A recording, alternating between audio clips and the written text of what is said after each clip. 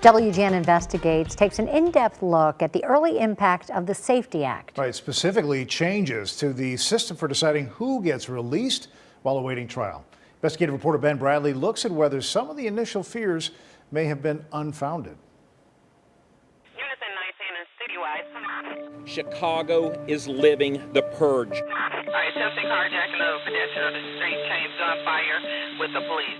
Soon, all of Illinois will look like Chicago, like a scene from a horror film come to life. There have certainly been horrific scenes of violence since the one-time Republican nominee for governor made that prediction, but shootings and murders in Chicago have continued their 3-year decline. You know, we knew all along that the fear-mongering associated with the Pretrial Fairness Act would not bear itself out. A rare point of agreement between progressive prosecutor Kim Foxx and tough-talking West Suburban State's Attorney Bob Berlin. The law's actually worked out fairly well. It's nowhere near as bad as the original law. Thanks in part to the heated rhetoric surrounding the Safety Act and the fact it occurred during a campaign for governor when crime was a central issue, some Democrats joined forces with Republican prosecutors and tweaked the law before it took effect. And the key change was judges can detain defendants if they are a real and present threat to the community. That standard was not in the original law. There was a real concern that violent criminals would not be able to be detained pre-trial.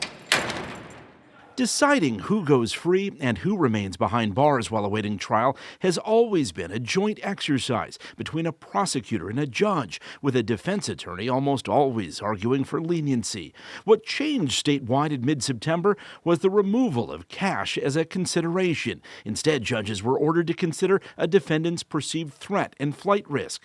But some nonviolent crimes, including burglary, retail theft, and aggravated fleeing and eluding, are on their own non-detainable. Our judges are stuck. And it doesn't matter if a judge makes a finding that that person is a danger to our community, the judge can do absolutely nothing.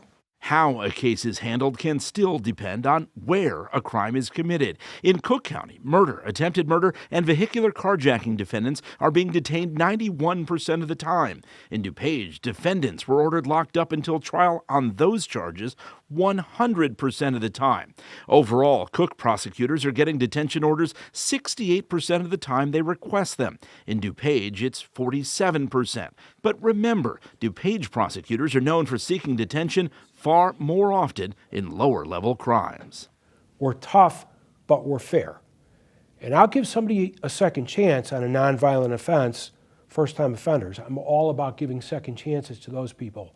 But for a violent crime, they have to be held accountable. People will be able in the next election to rate what type of prosecutor they want.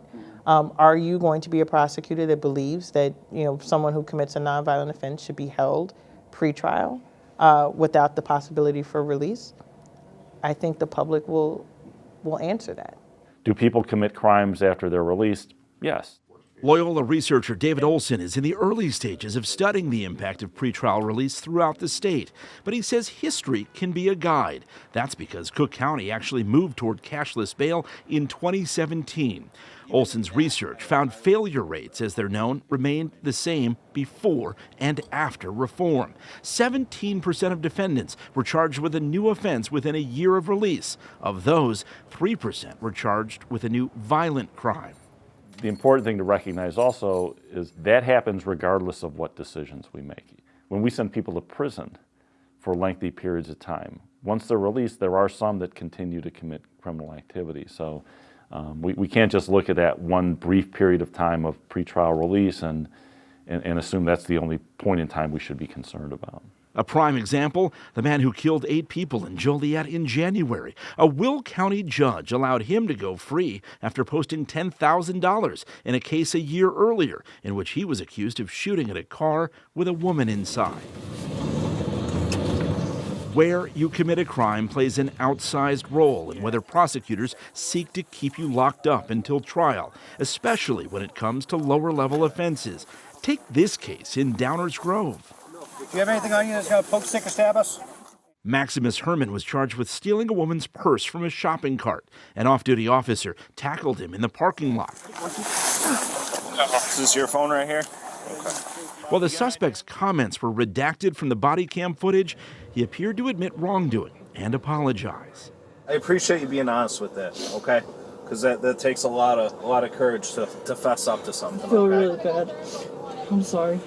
Herman was charged with robbery and misdemeanor battery.